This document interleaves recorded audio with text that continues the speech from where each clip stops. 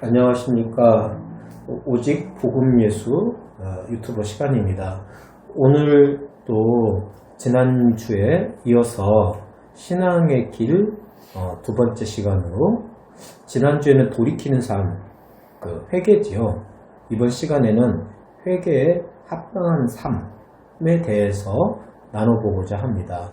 지난주에 말씀에 이어서 하겠는데요. 지난주에 마태복음 3장 2절에 회개하라 천국이 가까이 왔느니라 하고 이 말씀으로 시작했었습니다. 회개하라 합니다. 여러분 지난주도 했는데 한번 생각해 볼까요? 회개가 뭘까요? 회개는 한문을 한번 보았습니다. 그랬더니 회개라는 게 굉장히 클리어하던데요. 회는 뉘우칠 회자입니다. 뉘우친다는 거죠. 개자는 고칠 개자입니다. 뉘우쳐서 고치는 것, 이것이 회개입니다. 즉 회개는 우리가 생각하기를 이거 잘못했어 하고 마음에서 고백하고 입으로 시인하는 것, 이것만은 회자에 끝난다는 거죠. 뉘우친 것에 끝난다는 거죠. 회개는 반드시 뉘우치고 돌이켜서 하나님께로 가는 것, 그 삶이 포함된 것이 회개입니다. 그러니까 진정한 회개는 돌이켜서 하나님께 가는 삶이 반드시 들어간다는 거죠. 그래서 오늘 말씀이 회개의 합당한 삶 이렇게 되어져 있는데 그 뒤에 삶도 있다는 것입니다. 진정한 회개는 그게 이루어질 때만 가능한 것이고, 그래서 회개하라 천국이 가까웠느니라, 즉 회개는 천국에 들어가는 열쇠인 거지요. 지난주에 또 말씀드렸듯이 그러면은 회개에 합당한 삶은 무엇일까요? 하는 부분인데요. 오늘 말씀은 세례요한이 누가복음에서도 예를 들어서 바리새인과 사두개인이 왔을 때 회개에 합당한 열매를 맺어라 이렇게 단호하게 말했습니다.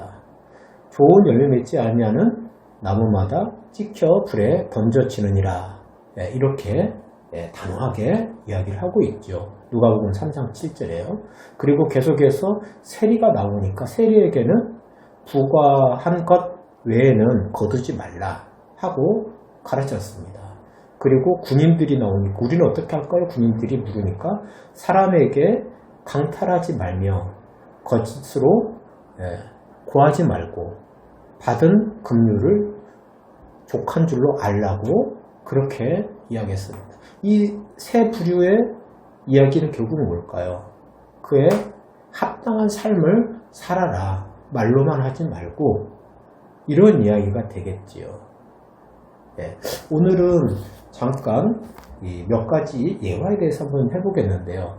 여러분들 아마 마태복음 아시죠? 마태복음을 쓴 세리 마태가 있죠. 세리 레위가 마가복음 2장 14절에 보면 예수님을 만나는 얘기가 나오는데요. 세리가 많은 이들은 예수님께 가서 말씀을 듣고 있었습니다. 그러나 세리 마태는, 세리 레위는 차마 가지 못하고 그 무리에 들지 못하는 거죠. 매국노라는 그런 치명적인 아마 비아냥을 받기 때문에요. 그래서 세관에 앉아서 멍하니 있었습니다. 그때 예수님이 그 앞을 지나가시다 이렇게 했습니다. 나를 따르라. 팔로우 미, 나를 따르라 했더니 세례 요한은 그 즉시 일어나서 따라갔습니다. 그것이 회개입니다. 무슨 말인고 하니, 회개는 주님 주신 콜링에 응답하여서 따라가는 것입니다. 예수님의 뒤를 쫓아서 예수님을 배우는 삶. 회개에 합당한 삶이라는 것은 예수님을 따라가는 삶이죠. 또 오늘 세리 이야기를 많이 했으니까 세리 중에 세리장이 있었는데 삭개오라고 있었습니다. 그는 그도 예수님이 되게 궁금했었습니다. 그리고 그가 여리고라는 데 살고 있었는데 거기서 세리장이었는데 그는 매우 부자였습니다. 누가복음 19장에 보면은요. 근데 워낙 많은 사람들이 있어서 본인은 키가 너무 작아서 예수님을 만날 수가 없었습니다. 그래서 막 달려가다가 길거리 막 달려가다가 무화과나무로 올라갔습니다. 돌 무화과나무, 뽕나무라고도 표현하더라고요. 그랬을 때 예수님이 그를 보았고 무엇을 보았을까요? 그의 간절한 마음의 소원, 소망을 봤겠죠?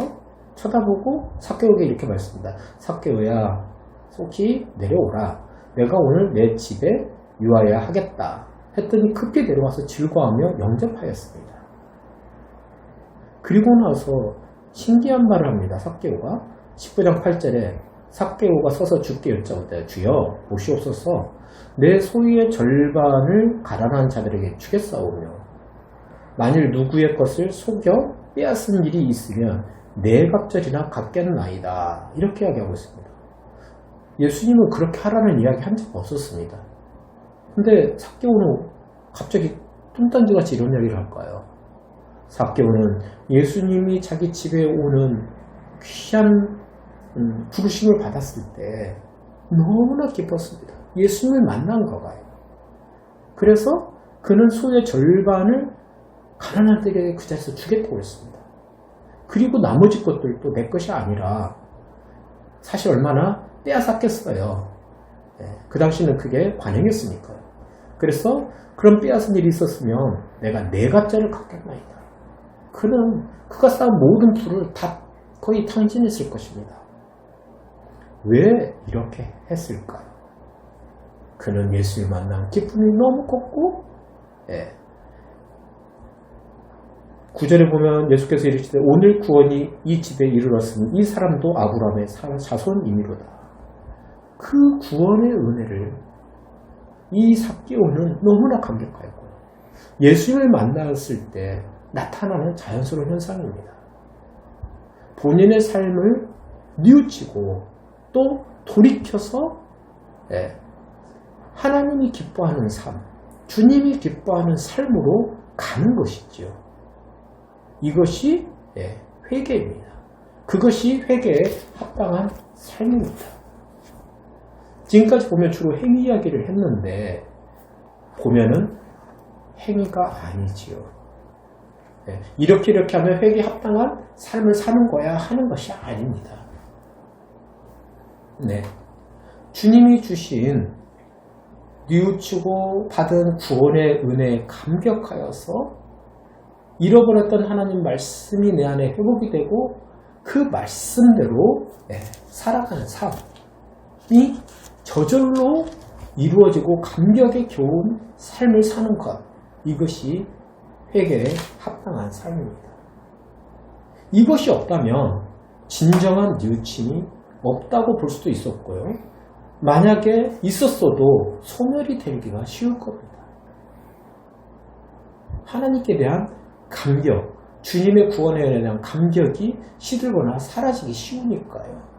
그런 삶이 없다는 것은 방진이 될 수도 있는 것입니다.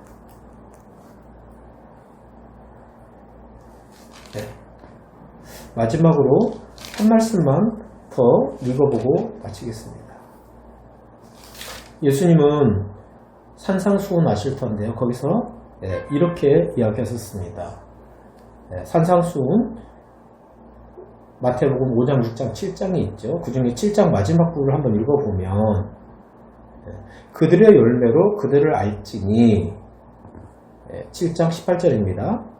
그 가시나무에서 포도를 또는 엉겅퀴에서 무화과를 따겠느냐. 이와 같이 좋은 나무마다 아름다운 열매를 맺고 못된 나무가 나쁜 열매를 맺나니 합당한 열매를 맺는 삶을 살아라는 거죠. 20절 그러므로 그들의 열매로 그들을 알리라. 나더러 주여 주여 하는 자마다 천국에 들어갈 것이 아니요 다만 하늘에 계신 내 아버지의 뜻대로 행하는 자라야 들어가느니라. 주님을 부른다고 들어가는 것이 아니라 아버지의 뜻, 하나님의 말씀대로 행하는 자라야 들어간다 합니다. 아까 삭개오를 보았듯이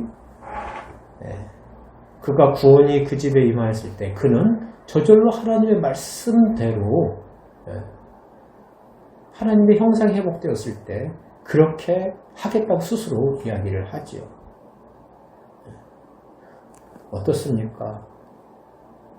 회개하신 삶, 뉘우치고 구원을 받은 삶은 주님의 그 십자가의 은혜, 부활의 권능에 참여한 은혜로 말미암아 감격하는 삶이고, 그 감격이 속에서 하나님 주신 은혜로 하나님이 주신 말씀을 쫓아서 살아가는 삶.